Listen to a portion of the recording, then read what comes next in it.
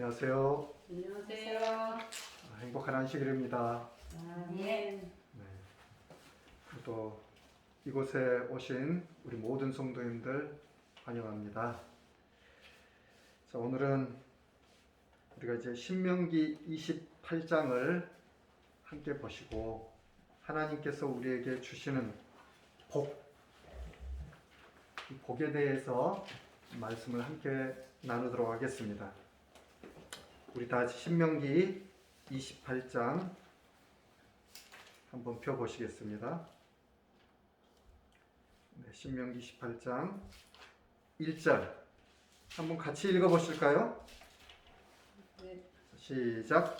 내가 내 하나님 여호와의 말씀을 삼가 듣고 내가 오늘 내게 명령하는 그의 모든 명령을 지켜 행하면 내 하나님 여호와께서 너를 세계 모든 민족 위에 뛰어나게 하실 것이라.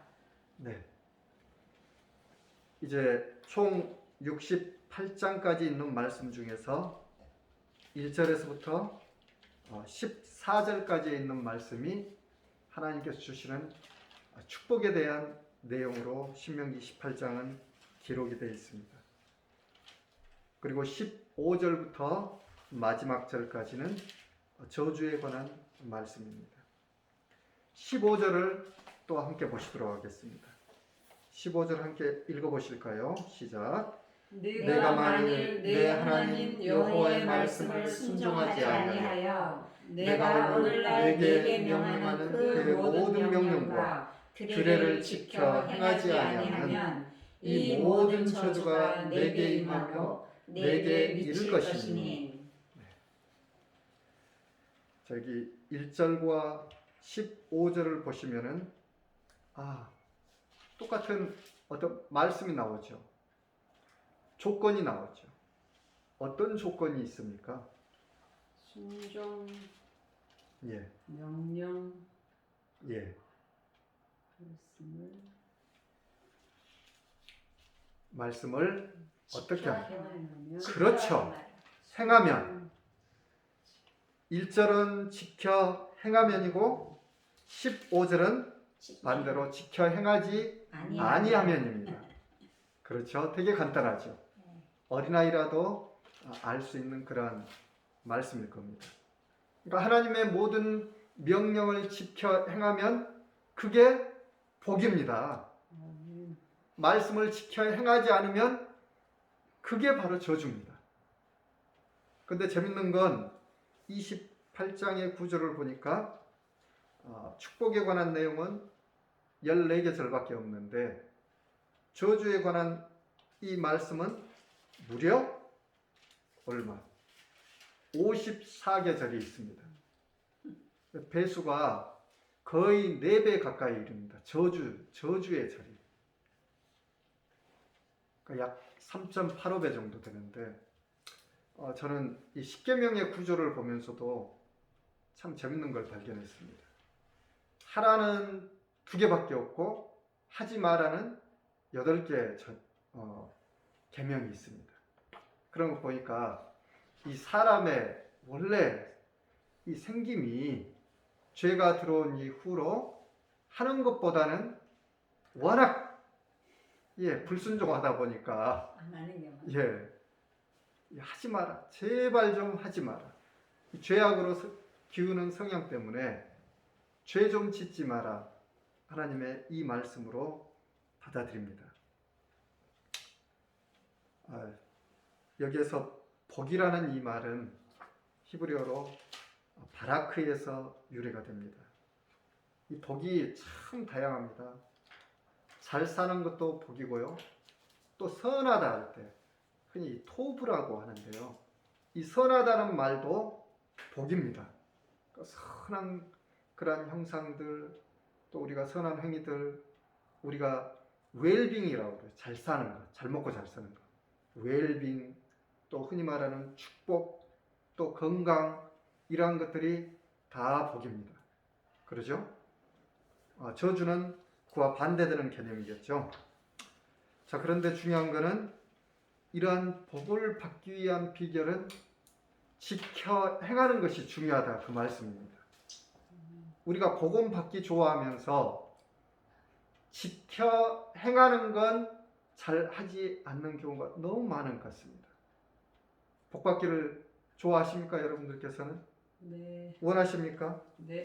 네, 참으로 복을 받으시길 바랍니다. 아멘. 복을 받아야 맞습니다.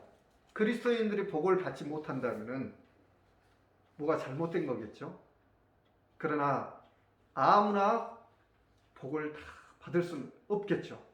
분명히 복은 필요합니다. 그래서 복을 받기 위해서는 복을 받을 수 있는 조건, 곧 적합성이 필요하다는 것을 오늘 말씀을 드리고자 합니다. 사람 중에서 복을 좋아하지 않는 사람이 누가 있을까요? 다들 좋아하죠.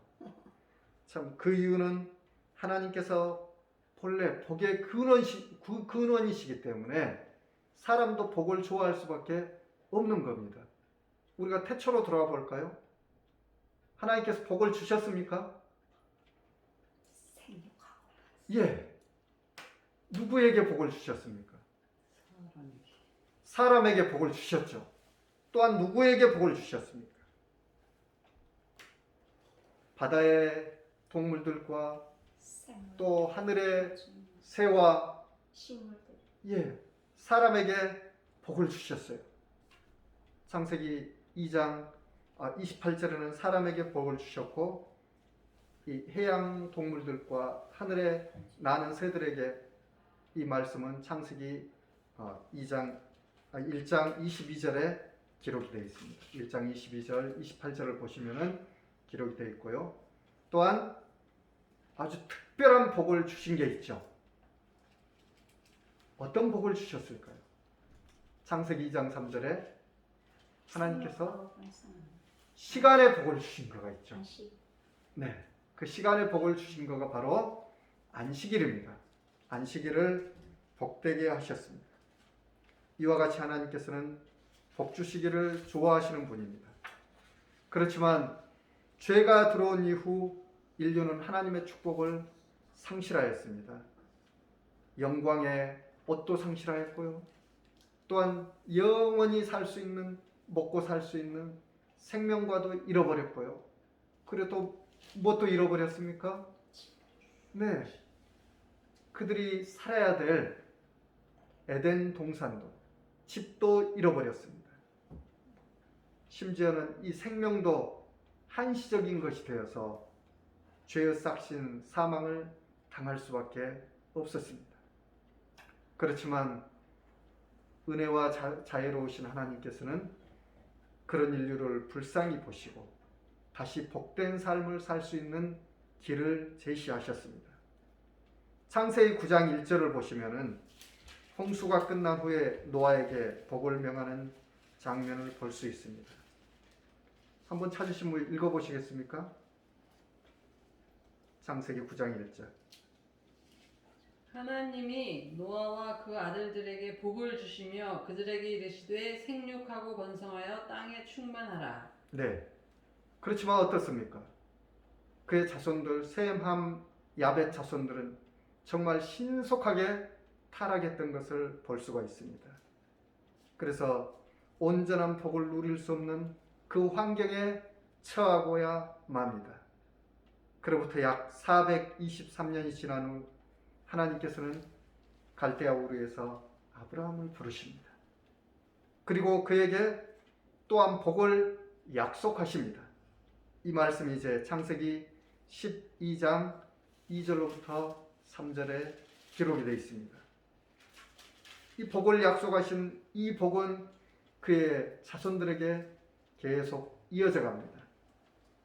창세기 26장 3절 4절을 보시면 이삭에게 그 복을 다시 한번 하나님께서는 상기시키시고, 또한 창세기 28장 14절을 보시면은 야곱에게 하나님께서는 그 축복을 언급하고 계시는 것을 볼 수가 있습니다. 아브라함을 갈대아 우르에서 부르신 그 세월이 지나고 430년이 지나갔습니다.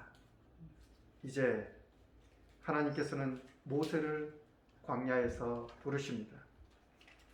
하나님께서는 모세를 부르신 이유를 아주 명백하게 설명하고 계십니다.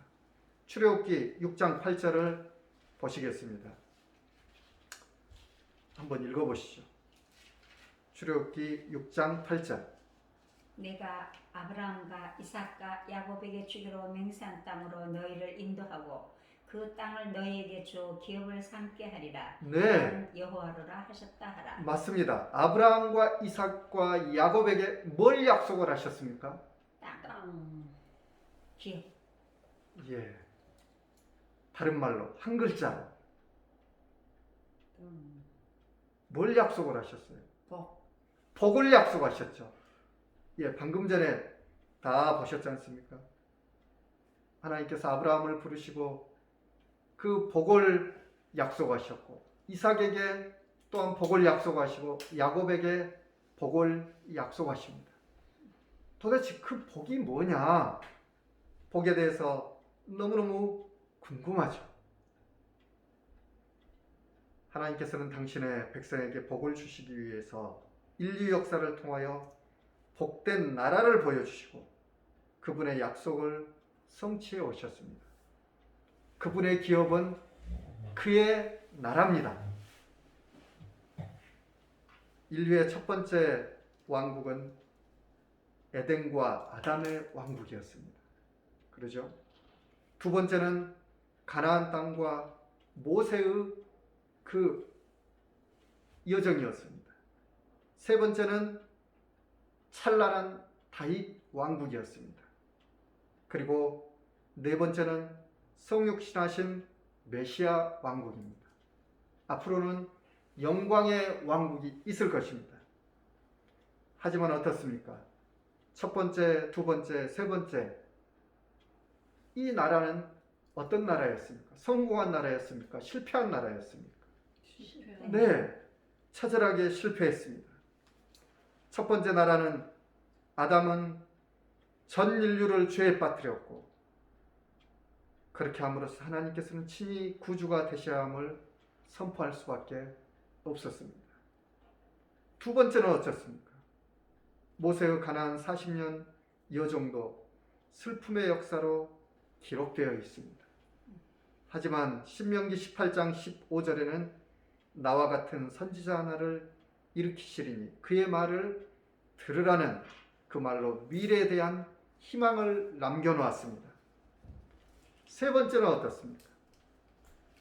다윗 왕국은 그의 아들 솔로몬을 통해 최고의 영화를 누렸지만 결국은 멸망하고 말았습니다.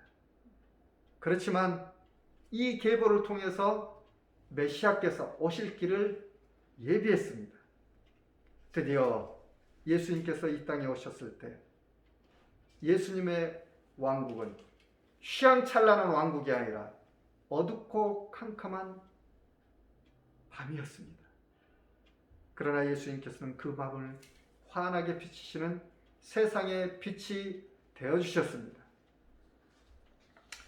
그분께서는 메시아 왕국을 선포를 하셨습니다. 축복의 산에서 선포된 왕국은 초라하고 눈에 띌 만한 화려함이 없었지만 군중들을 충만한 기대감으로 그분의 나라를 사모하게 하였습니다.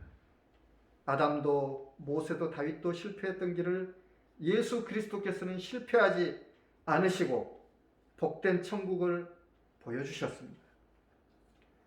사람들은 아담 이후 눈에 보이는 복된 천국을 자신의 생애에 탐하다가 죽어갔으나 예수님께서는 사람들의 심령에 영원히 지워지지 않는 하나님의 나라를 건설해 주시고 그들에게 복을 주셨습니다. 누가복음 17장에는 이러한 말씀이 있습니다.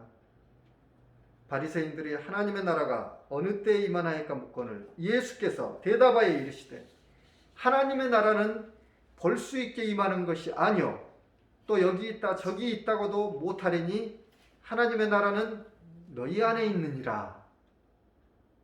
예수님께서는 이 천국에 대한 개념을 그 하나님의 나라는 우리 안에 있다라고 분명히 보여주셨습니다. 왜냐하면 아직 영화로운 왕국이 임할 조건이 갖추어지지 않았기 때문에 우리 마음속에서 천국이 시작되는 것을 말씀하고 계셨던 겁니다. 그분께서는 십자가를 통하여 영원한 나라를 위한 길을 터놓으셨고 하늘로 승천하셨습니다. 사단은 수없이 인류가 하늘로 갈 수 있는 그 길을 다 막아놓았습니다. 이 사단의 관계는 너무나도 놀랍고 무섭고 두려운 것이었지만은 에베소서 2장 14절에 있는 말씀처럼 예수님께서는 그 막혔던 담을 영원히 허물으셔서 누구든지 하늘에 갈 수 있는 그 길을 활짝 열어놓으신 겁니다. 누구든지 원하는 사람은 진정 하늘의 축복을 받을 수 있을까요? 정말입니까? 네. 말씀은 그렇게 얘기하고 있습니다. 요한복음 17장 37절에서 38절에 명절 끝날 곧 큰 날에 예수께서 서서 외쳐 이르시되 누구든지 목마르거든 내게로 와서 마시라.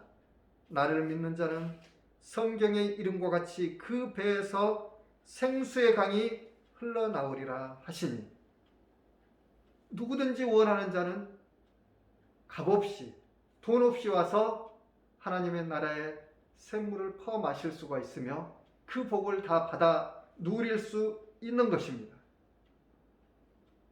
시편 133편 3절에는 이렇게 말씀하고 있습니다. 헐몬에 있으리 시온의 산들에 내린갑도다. 거기서 여호와께서 복을 명하셨나니 곧 영생이로다. 우리가 여러 가지 복을 생각할 수 있지만 최고의 인생 최대의 복은 영생입니다.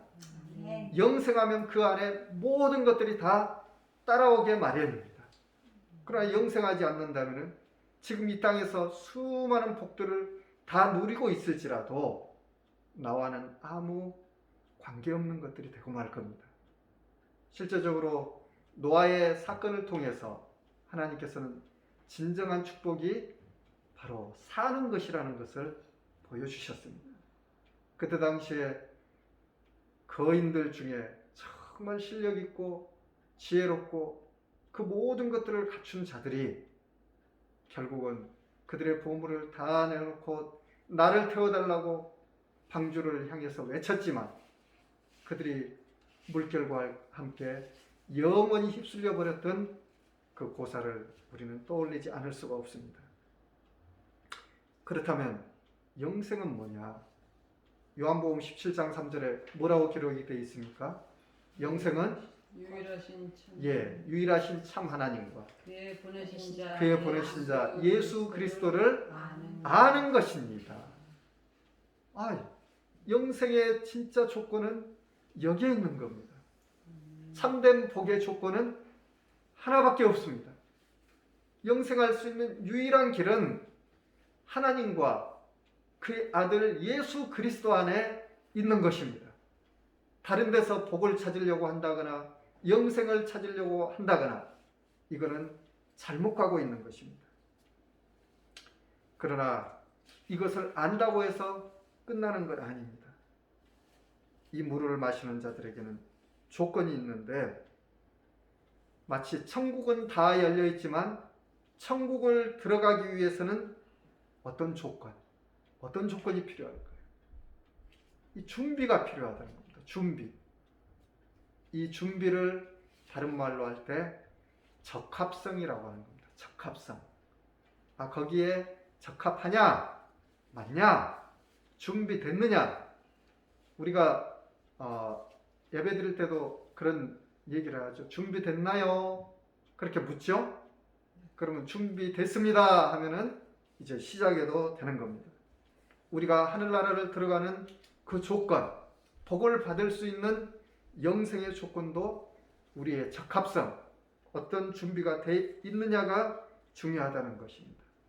이게 바로 우리가 이 말씀을 듣기만 할 뿐만 아니라 지켜 행한다는 것을 이야기하고 있는 것입니다. 그러니까 가장 중요한 것은 우리가 말씀을 아무리 많이 안다고 해서 하나도 예수님께서는 좋아하지 않으십니다. 단 한 말씀을 알더라도 그 말씀을 진실로 지켜 행해서 그 사람이 하늘에 적합하게 될 때 그 사람이야말로 천국에 합당한 사람이라는 겁니다. 교회에 보내는 권명 202쪽에는 이런 말씀이 있습니다. 이 사업이 매우 중대하였으므로 구주께서 하늘 궁전을 떠나서 이 지구 세계로 직접 오심으로써 주께서는 인간에게 보다 고상한 생애를 위한 적합성을 얻는 방법을 가르치시려고 하셨던 것이다. 예수님의 사업은 무슨 사업이었습니까? 인류를 죄에서 구원하는 거죠. 구속 사업이었죠. 이 구속 사업이 너무나도 중요했기 때문에 하늘 궁전을 떠나서 이 지구 세계로 직접 오심으로써 이 인간에게 보다 고상한 생애를 위한 적합성을 얻는 방법을 가르치려고 하셨던 것이다. 부모와 교사와 학생에게 보는 권면 51쪽에는 이런 말씀도 있습니다. 시련과 유혹으로 가득 찬 이 세상에 살면서 우리들은 순결하고 거룩한 사회에 살 수 있는 적합성을 얻어야 하는 것이다.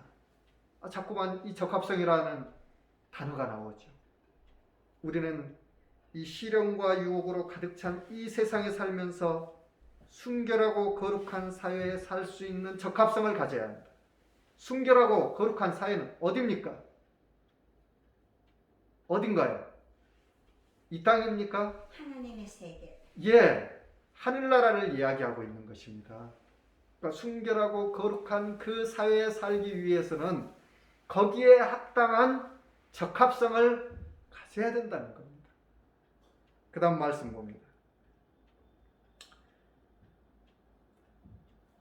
청년에게 보내는 기별 172쪽에는 우리가 순결하고 거룩한 천사들과 교제하기 위한 적합성을 얻어야 할 곳은 시험과 유혹이 편만한 이 세상이다.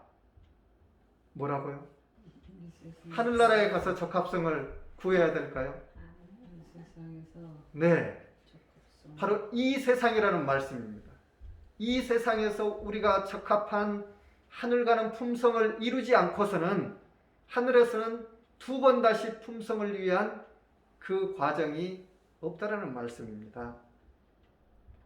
복음전도 175쪽에는 이러한 말씀이 있습니다. 이 적합성 가운데 상당히 구체적인 것을 하나로 말씀을 하셨는데요. 기별을 증거하는 방법, 이러한 적합성 가운데는 모든 음절을 분명히 구분하여 말하는 것과 음의 억양과 강약을 정확하게 하는 기능이 포함된다. 뭘 증거를 하려면? 말씀. 예수님의 복음을 증거하기 위해서는 음절을 분명히 구분하고 이 음의 억양과 강약을 정확하게 하는 것들이 포함된다.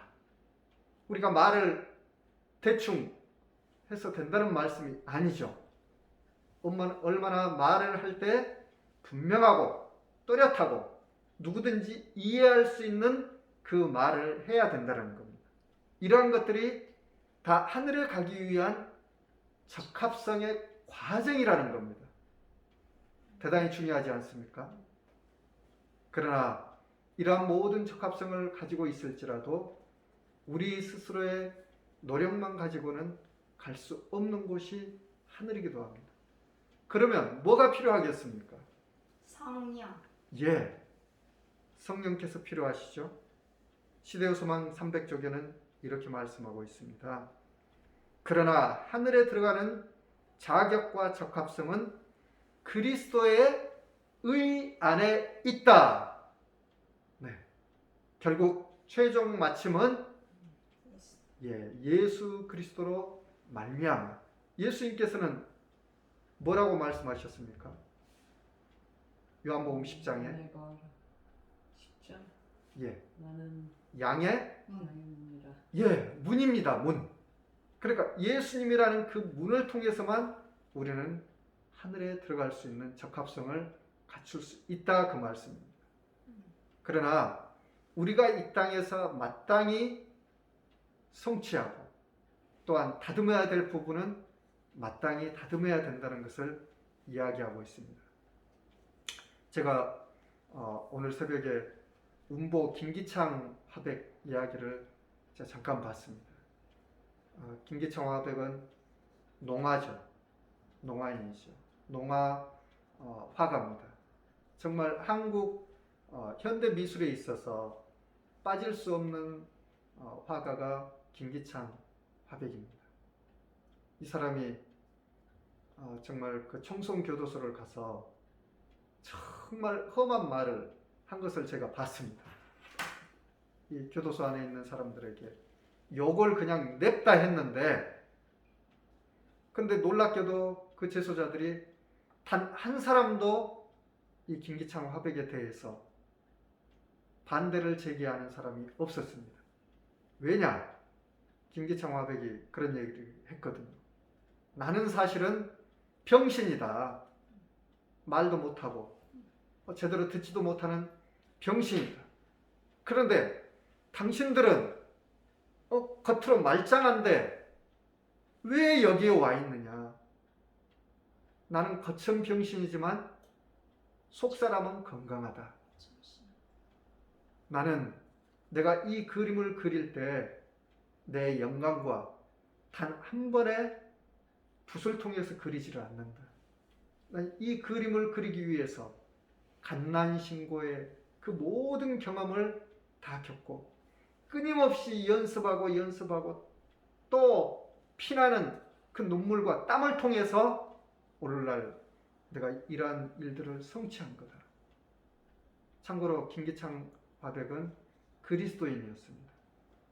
그리스도인들은 하나님의 은혜와 사랑을 아는 이상 더 열심으로 살아가게끔 돼 있습니다. 왜냐? 그 사랑을 은혜 갖기 위해서는 우리의 모든 것들을 다 바치더라도 하나님의 사랑을 갚을 수가 없기 때문입니다. 그렇기 때문에 더 열심히 사는 겁니다. 그래서 하늘 가는 그 문을 통과를 할 때 예수님께서 문이 되어 주시지만 우리의 그 모든 노력과 마땅히 하나님께서 명령하신 것에 대해서 우리는 그걸 철저하게 행하고 지켜야 된다는 사실을 알 수가 있는 것입니다. 하늘의 복을 받을 자로 훈련하기 위해서 모세는 이스라엘을 구원할 자로 여김을 받았으나 40년 동안 광야 생활이 필요했습니다. 또한 다윗은 기름 부음을 받았음에도 불구하고 사울에게 쫓겨다니면서 가장 혹독한 시련을 이겨내야만 했습니다. 제가 부조 선지자 738쪽을 보니까 이런 말씀이 있습니다. 하나님께서는 다윗을 회초리 아래로 지나가게 하셨으나 그를 멸하시지 않으셨다. 오히려 그러한 과정을 통해서 정금같이 나올 수 있는 계기를 마련케 해주셨다는 겁니다. 예수님의 제자들은 어떠했습니까? 예수님의 제자들처럼 복된 사람들이 있었을까요? 직접 하나님과 3년 반 동안을 지냈습니다. 실제입니다. 실제. 하나님하고 3년 반 동안을 지냈어요. 얼마나 복됩니까? 근데 이 긴 시간 동안을 보냈지만 그들은 실수와 실패와 어디까지 갔습니까? 반역과 배신까지 갔습니다. 그러나 그러한 역사를 통해서 그들은 새롭게 거듭남을 경험할 수밖에 없었습니다. 이렇게 하나님 안에서 거듭난 사람들은 삶의 방향과 태도가 불명확하지 않게 됩니다. 그들은 뚜렷한 방향성을 가지고 예수님 오실 날을 증거하게 되는 것입니다. 두려워 떨던 자들이 아주 용감하게 됩니다. 참으로 성령을 받았다는 증거는 그냥 무유의 삶이 아니라 활동력 있는 전도의 삶을 이야기하는 것입니다. 그래서 예레미야 48장 10절은 이렇게 말씀하고 있습니다. 여호와의 일을 게을리하는 자는 저주를 받을 것이요 자기 칼을 금하여 피를 흘리지 아니하는 자도 저주를 받을 것이로다. 정말 하나님의 그 사랑으로 깨어진 사람들은 하나님의 나라를 위해서 투쟁하는 사람들입니다. 각 시대의 대쟁투를 보시면은 이 사도들과 또한 믿음의 이 장부들이 얼마나 열심으로 어둠의 세력과 죽음을 무릅쓰고 투쟁했는가를 우리는 철저하게 보실 수가 있는 것입니다. 정말 하나님 나라의 복을 누릴 사람들은 어떤 사람들일까요? 궁금하지 않습니까? 저는 이제 한 사람 이야기를 하고자 합니다. 1628년 영국 베드포드에서 댐쟁이 집에서 한 아이가 태어납니다. 누굴까요? 링컨. 예, 링컨은 미국 사람입니다. 예, 영국에서 17세기 초에. 예, 그 아이의 이름은 존 버년입니다. 존 버년. 예, 존 버년 기억나시죠? 네. 근데 이 아이는 어렸을 때 책을 좋아했지만 16살 때 한참 감수성이 예민할 때 엄마가 저 세상으로 떠났습니다.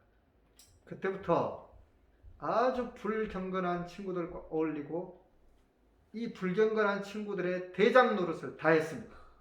그래서 온갖 욕설이란 욕설은 다 하면서 돌아다녔습니다. 정말 동네에서는 이 존 버년을 손가락질을 하면서 저게 뭐가 될까? 그러던 청년이었습니다. 근데 갑자기 영국에서 이 청교도 혁명이 일어나면서 차출돼서 전쟁에 참여하게 됐습니다. 전쟁에 참여하면서 옆에 있는 동료가 죽는 걸 봤어요. 얼마나 두려웠겠습니까? 그가 이제 제대로 하고 나서 어떻게 결혼을 하게 됐습니다. 근데 참 존 버년에게 하나님께서 얼마나 좋은 처자를 주셨는지 메리라는 아가씨를 하나 만나서 결혼을 하게 됐거든요. 근데 이 메리, 마리아죠. 메리라는 이 아가씨하고 결혼을 했는데 이 아가씨는 그냥 가져온 게 아무것도 없습니다. 그러니까 쉬운 얘기입니다. 가난한 집에 가난한 처녀가 온 겁니다. 그런데 이 처녀가 책을 2권을 가져왔는데 아무것도 가져오지 않는 대신에 그때 당시에 청교도가 한참 위세를 떨치고 있었는데 청교도인들 중에서 아주 영감이 깊은 사람의 책을 가져와서 존 버년에게 읽힌 겁니다. 존 버년은 그 책을 읽고 너무 감동을 받아가지고 평신도 사역자로 이제 전도를 하게 됐습니다. 그런데 이것도 잠시 가난은 끝나지 않았는데 자녀들은 4명이나 되는데 그 중에 하나는 딸이 소경이었습니다. 그리고 이 아내가 갑자기 병을 얻어서 죽고 말았습니다. 젊은 나이에. 이제 큰일이 났어요. 존 버년은 너무 상실감에 빠져가지고 가난하지, 딸은 소경이지, 아내는 죽었지. 가장 비참한 상황에서 어찌할 바를 모르고 방황하게 됩니다. 그러나 하나님께서는 존 버년을 그냥 버려두지 않으셨습니다. 그에게는 이제 2번째 결혼이 이루어졌고 그에게 새로운 아내로 찾아온 여자는 엘리자벳이었습니다. 엘리자베트는 아주 용감하고 하나님의 말씀에 있어서는 아주 물불을 가리지 않는 그러한 여성이었습니다. 그녀의 활동적인 말씀을 통해서 다시 존 버년은 다시 일어설 수가 있었습니다. 근데 얼마나 열심히 했는가? 목사 자격증도 없다고 존 버년을 왕이 특별하게 명령을 해가지고 감옥에 가두고 말았습니다. 무려 12년 동안 존 버년은 감옥에 갇혀 있었습니다. 근데 그의 아내는 그런 남편에 대해서 가만히 있지를 않았습니다. 왕이건 판사건 아주 지방의 유력한 자들을 다 찾아다니면서 이건 억울하다, 잘못됐다 하고 사면을 호소했습니다. 그러나 12년 동안 그 청은 거두어지지 않았습니다. 그러나 존보냐는 감옥에 있어서도 복음을 전하기 시작했습니다. 그가 어느 날 이렇게 말씀을 보고 있는데 꿈을 주시고 또 계시를 주셔서 쓴 책이 바로 그 유명한 철로 역정인 것입니다. 그냥 쓰여진 책이 아닙니다. 성경 다음으로 많이 읽히는 책이 바로 철로 역정이죠. 이제 12년이 지나서 그가 감옥에서 나와 평생을 이제는 진짜 목사가 돼서 말씀을 증거할 때 정말 수많은 영혼들을 구원했다라는 이야기를 우리는 역사를 통해서 배울 수가 있습니다. 자, 우리가 이제 존 버년의 이야기를 들으면서 저는 이 말씀을 마치고자 합니다. 정말 우리는 천국에서 살기를 원하는데 어떤 사람들이 천국에 들어갈 수가 있으며 또한 어떠한 복을 우리는 받기를 원하시는지요. 정말 우리 마음 가운데 진정으로 천국을 소망하시는지요. 말뿐인 소망이신가요? 신명기 28장의 축복을 받아 누리시기를 진정으로 원하시는지요? 저는 묻고 싶습니다. 만약 진짜 그 복을 받아 누리시기를 원하신다면 오늘 주어진 그 시간에 주님의 나라의 확장을 위하여 충성하십시오. 그분께서 죽음으로 준비해 놓으신 나라를 위해 우리의 모든 것을 그분께 드리는 일에 담대하셔야 됩니다. 주저하시면 안 됩니다. 천국의 복은 그런 자들을 위해서 준비되어 있는 것입니다. 우리 마지막으로 요한계시록 22장 7절을 보시도록 하겠습니다. 네, 찾으시고 읽어주시기 바랍니다. 7절. 예. 보라 내가 속히 오리니 이 책의 예언의 말씀을 지키는 자가 복이 있으리라 하더라. 아멘. 네, 예수님께서는 잠시 잠깐 오면 오십니다. 그러나 우리는 예수님께서 오시는 그 동안 우리는 하늘에 적합한 사람들로 준비되어져야 될 것입니다. 하나님께서는 우리를 위해서 그 모든 길을 이미 다 예비해 놓으셨습니다. 우리는 그것을 받아들이고 거기에 순종만 하고 행하기만 하면 되는 것입니다. 그러면 그분은 양의 문이 되어주시고 구원의 문이 되어주셔서 천국의 복을 영원히 누릴 수 있도록 우리를 축복해 주실 겁니다. 그 축복이 우리의 전생에 그리고 오는 생애에 함께 하시기를 간절히 바라면서 말씀 줄이도록 하겠습니다. 아멘.